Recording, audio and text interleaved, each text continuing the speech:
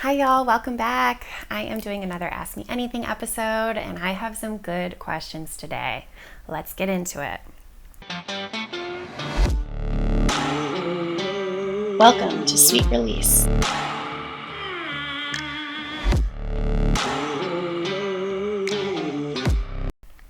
What are your thoughts on sex scenes in movies, TV shows? Do you like them, think they're necessary, think they're cringe, turn you on, etc.?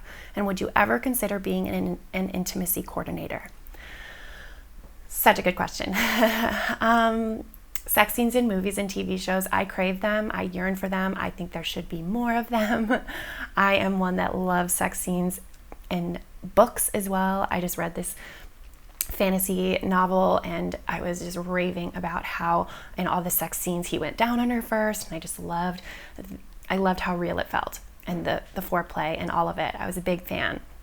You know, I am a big fan of sex scenes in movies and shows.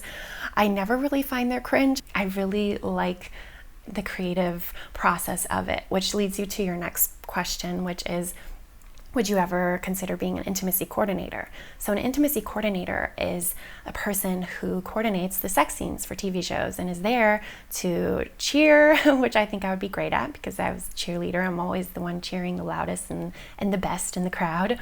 But it's also coordinating. It's making them feel comfortable, making sure they're feeling safe, making sure everything is going properly and that they look good and all of that. It's just coordinating the entire intimacy exchange. And yeah, I do think I would love doing that actually. It's something that I had never heard of, but I think that would be an incredible job. So if you know anyone that's looking, that might be a fun career shift for me.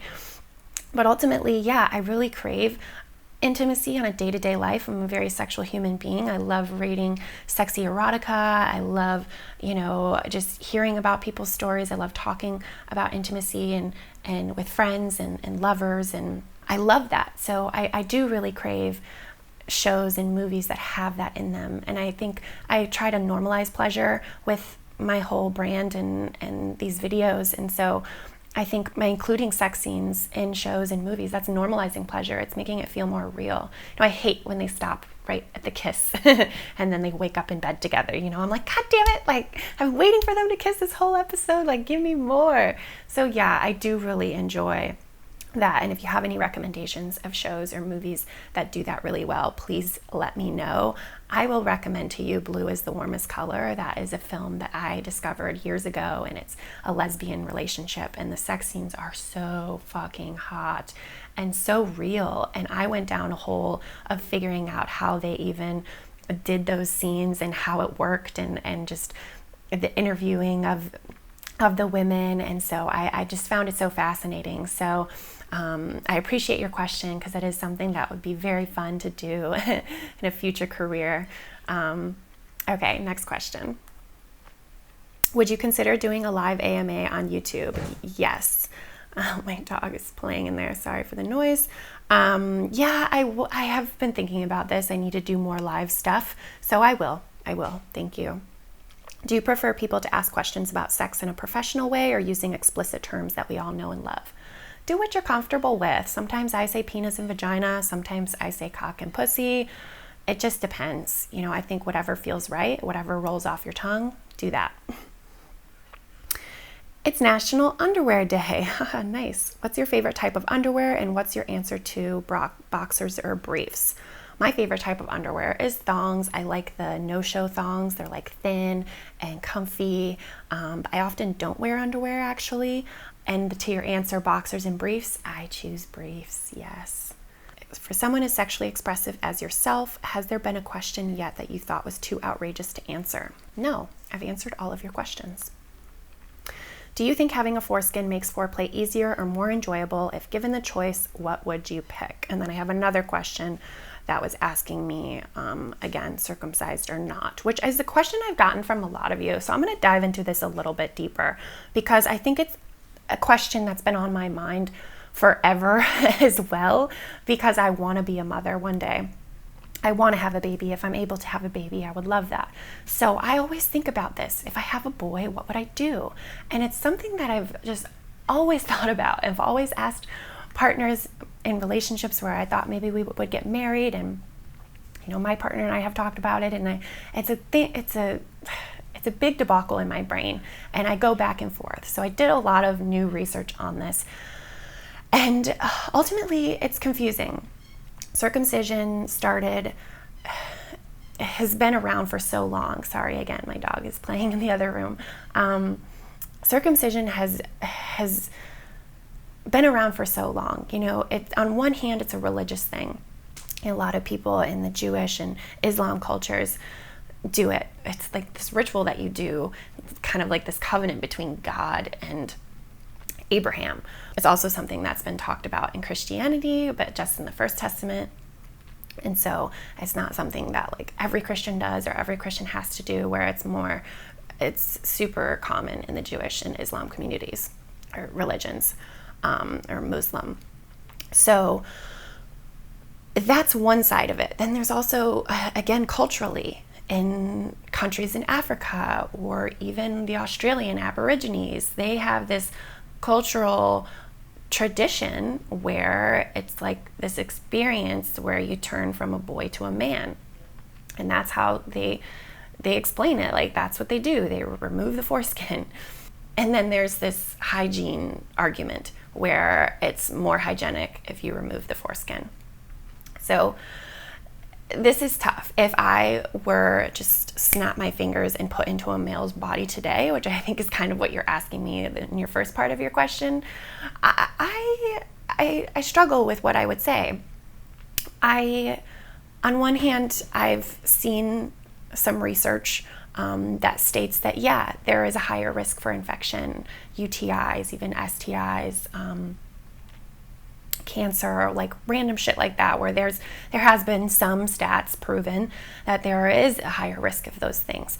But a lot of those hygienic things can be preventable. It's like, okay, clean yourself.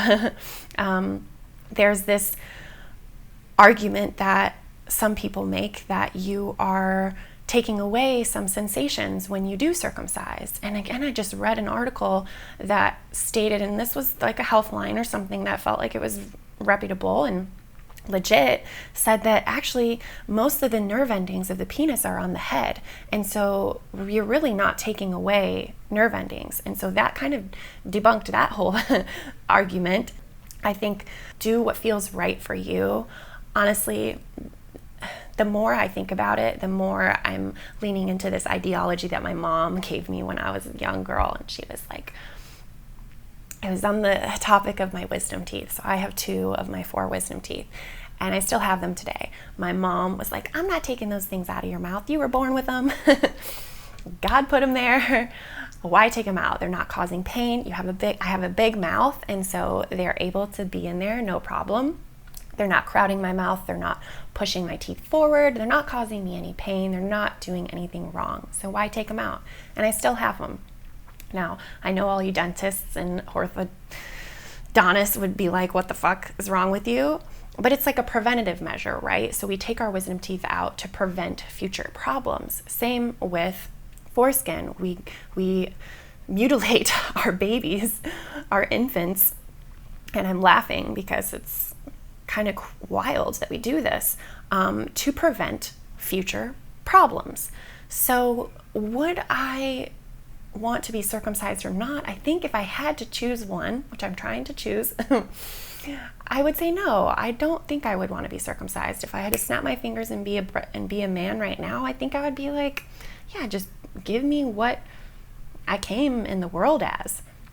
And I don't know, I've been with so many men that are not circumcised, and it's the same thing. It feels like the same, and I don't really have a preference either way. I just think the more that I think about the procedure, the device used when these baby boys come into the world to inflict that surgery on them when they're infants, I just don't know if I would do it. And I understand it's a procedure that's a lot more difficult later in life, just like getting your wisdom teeth out now at my age of 31 would be a lot more painful perhaps. But again, it's just what you do. When issues come up, you have to do it. And so I think for me, it's also this idea of consent. Like, is your baby giving you consent to do that? Just like I would never pierce my baby's ears when they're babies, I would make them make that decision when they're older if they wanted their ears pierced. I think I might do the same. I don't think I would want to cut their foreskin off. But again, like, this is just me rambling. I've been thinking about this a lot all week. I even talked to my friend who's a doctor to get her opinion, and I don't know. I don't think there's concrete evidence enough of it to sway me in one way or the other, which is why I think I would just leave the baby as they are.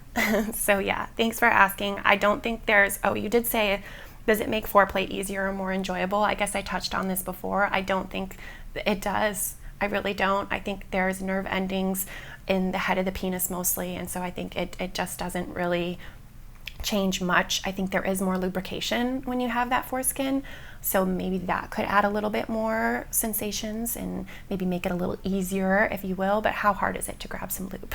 Really? Okay. Oedipus or Elektra complex, specifically when brought up into adult age. Thoughts about it? So this is a great topic, and this is a theory that stemmed from this idea of this Greek myth where a man falls in love with his mom and he kills his dad to be with his mom. And Freud uses this as a name for this theory, where he thinks that children at a young age, through this like kind of psychoanalytical developmental stage, they crave and get these possessive feelings for their opposite sex parent. So I am actually going to dive deep into this because I found it so fascinating the more I looked into it.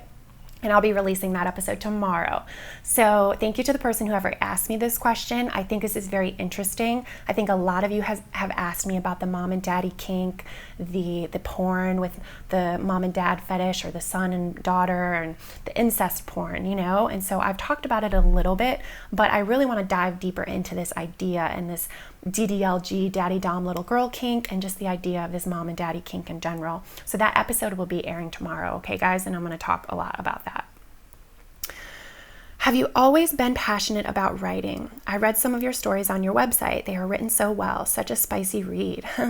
Thank you so much. Yes, I've always loved writing. I've always kept a journal. I've always loved writing. I even took a creative writing course in college, even though I got a marketing degree. I've always gone back to writing. It really relaxes me. It's a way that I organize my thoughts. At a young age, I would write letters to my lovers because I wasn't able to speak my thoughts and my feelings. So yeah, I've always been a writer. And thank you for the positive feedback. I appreciate that. I do have some writing pieces on my website. I've been writing a book for years and years, and I'm really getting close to hopefully publishing it. It's been a long journey. So yeah, thank you. I definitely am trying to lean more into writing because I enjoy it so much. And I do even like writing kind of these episodes. I kind of write the storyline and figure out kind of the direction I want to go. And so it's just using that creative part of my mind is fun. Creating the story is fun. Not to be creepy, but you're really cute. Thank you. Thank you. What's your favorite song? Okay, this is going to be my last question. So what's my favorite song? At a young age, I remember being obsessed with this song, Best Love Song by T-Pain featuring Chris Brown. I rocked out to that so frequently. There Will Be Time by Mumford & Sons featuring Baba Maul was a favorite song of mine for a long time. I still rock out to that on my way to work. It's a feel-good jam. Lately, what is her name? Emily King, Remind Me, is one of my favorite jams lately. It's just like a feel-good jam and really good music, and I love it. And then my girlfriend, Samara, wrote this really epic song, 6 Feet Away, in COVID times, and I really love that song as well. Just great musical instruments and the vibe and the dancing, and again, those are all just feel-good jams that I love rocking out to on my way to work. So thanks again for all these questions. If you want to ask me a question, the link will be below. I appreciate you guys, and look out for that video tomorrow, more on the daddy mommy kink, okay? Love you guys. Talk soon. Mwah.